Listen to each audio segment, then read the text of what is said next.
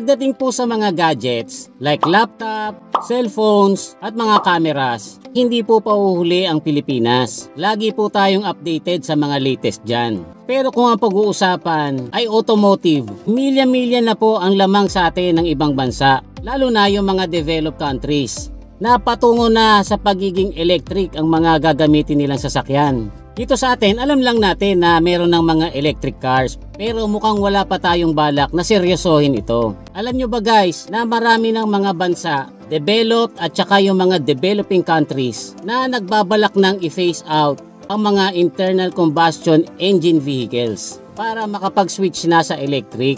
Pero hindi po tayo kasama dyan. Ito yung mga bansa na sinasabi ko. In alphabetical order: Austria, Britain, China, Costa Rica, Denmark, France, Germany, India, Ireland, Israel, Japan, Netherlands, Norway, Portugal, Scotland, South Korea, Spain, at Taiwan. Disclaimer lang guys, hindi po ako anti-EV. In fact, gusto ko nga pong mauso na dito sa atin sa Pilipinas yan para mabawasan na ang pollution at saka ang ingay. Para na rin makakontribute tayo sa pag-ayos ng climate change. Pero sa palagay ko guys, malabo pa yan at matatagalan pa bago tayo makapag-switch sa EV. Kasi nag-survey po ako sa mga katropa din natin dito sa DMA. Tapos nag-research din po ako at sa palagay ko nga po ay hindi pa yan sa atin mauuso. Ang pinaka-popular na dahilan po sa survey ko kung bakit hindi pa mauuso ang EV sa atin ay dahil wala po tayong support sa government. Or kung meron man ay hindi po ito halata.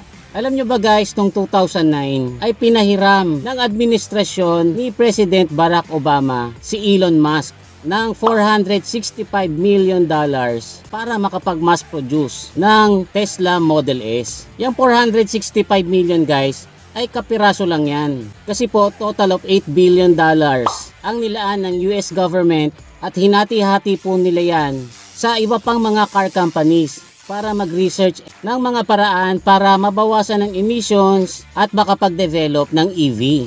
Dahil po yan sa concern nila sa climate change. At dahil sa move ng government nila na yan, nakapag-install ng maraming fast charging stations kung saan pwedeng mag-charge ang mga gagamit ng mga electric vehicles. Kaya noong mga panahon na yon, marami ng mga charging stations na nailagay bago pa lumabas yung Tesla Model S. Kasi naisip nila paano bibili ng EV ang mga tao kung parati na lang mag-aalala ito na hindi sila makakauwi pag nalobat. Yan po ang wala sa atin. Kaya parati pong nasa isip ng mga bibili. Pag bumili ako niyan at gusto kong pumunta ng Baguio o gusto kong pumunta ng Isabela, ano na mangyayari sa akin kapag nalobat ako? Ang pangalawang reason guys sa survey ko ay napakamahal daw kasi ng EV. Ang isang sedan katulad ng Nissan Leaf na available na sa atin dito sa Pilipinas ay naghahalaga ng almost 2.8 million. Kapag may 2.8 po ang isang Pilipino, ay malamang na bumili na yan ng SUV katulad ng Toyota FJ.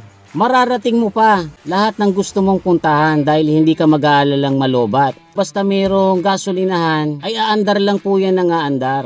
Naka-SUV ka pa. Meron naman pong mas mura na made in China katulad ng Wuling.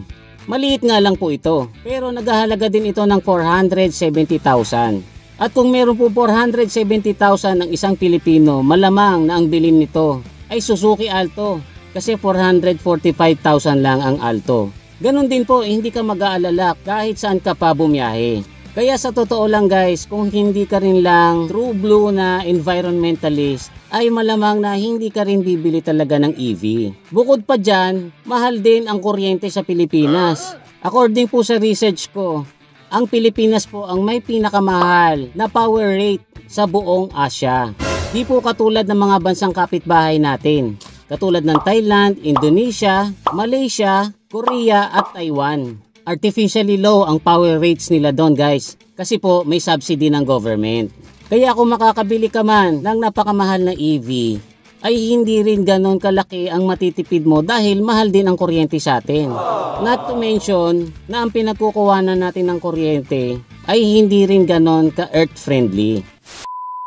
Ang pangatlong reason naman guys sa survey ko ay hindi daw ready ang mga kalsada natin para sa mga EV. Number 1 na dyan kasi napaka-traffic daw sa atin. Baka sa traffic pa lang maubos na kagad yung karga niyan. Napakarami rin daw sa ating mga lubak at mga poorly maintained na kalsada na talagang hindi ideal sa mga EV. Kasi alam nyo guys, yung mga EV, ang battery po niyan ay nasa flooring. Kapag yan po ay na-damage or sumayad katulad sa mga humps ng subdivision namin, ay siguradong mamumblema yung may-ari. Kasi guys, ang pinakamahal na part ng isang EV ay yung battery pack na nasa flooring.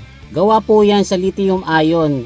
Katulad din ng mga battery ng cellphone natin. At almost kalahati po ng presyo ng buong sasakyan ang halaga ng battery. Dagdag nyo pa dyan na tuwing tag-ulan ay maraming baha sa atin. Na syempre, kalaban po yan ng kuryente. At kung ikaw ay inabutan ng baha na ang dala mo ay EV, or kung sa lugar nyo ay bigla na lang nagkaroon ng flash flood at nalubog ang EV mo sa loob ng garahe, saan naman po yan ipapagawa? At ang last reason naman guys, kung bakit hindi pa mauuso ang mga EV dito sa atin sa Pilipinas, ayon sa survey ko, ay dahil daw mas lalong dadami ang mga mai-import natin na surplus na sasakyan. Kasi katulad ng Japan, pagka naging EV na sila, saan nila ilalagay yung mga pinaglumaan nilang sasakyan? Tayo naman dito sa Pilipinas, more than willing tayong tumanggap ng mga pinaglumaan nila. At effective naman natin yan na i-convert from right-hand drive to left-hand drive. At kapag dumami ang supply ng surplus na sasakyan dito sa Pilipinas, malamang na bumaba ang presyo nito. Law of supply and demand ba? Pabor na pabor din po ito sa maraming car enthusiast dito sa Pilipinas, lalo na yung mga mahihilig sa JDM. Kapag nangyari po yan, ay lalong lalayo ang lagtaw ng presyo ng combustion engine cars sa electric vehicles. Ang mga survey po na ito ay hindi malabong mangyari. Sabi ko nga po sa inyo, hindi kasama sa agenda ng Pilipinas ang mag-phase out ng mga combustion engine cars. Okay lang yun kasi meron ding mga developed countries na wala sa plano nila yan katulad ng Australia. Personally, sa tingin ko kung mga 30 years lang ay hindi pa mauuso sa atin ang EV. Ulitin ko guys hindi po ako anti-EV. Ito po ay survey at research ko lang na isineshare ko sa inyo. Nice. So I hope na na-enjoy nyo itong konting kwentuhan natin. Kung meron po akong mga nakalimutan or meron kayong mga gustong idagdag, pwede nyo pong i-comment. Tapos huwag nyo pong kakalimutang mag-like para patuloy pong lumago ang channel natin. At doon naman po sa mga hindi pa nagsusubscribe, try nyo pong pindutin yung subscribe button kasi napaka-satisfying. Promise. Muli ito po si Kuya Mikmik na nagsasabing palagi kang lamang pag marami kang alam. Bye-bye!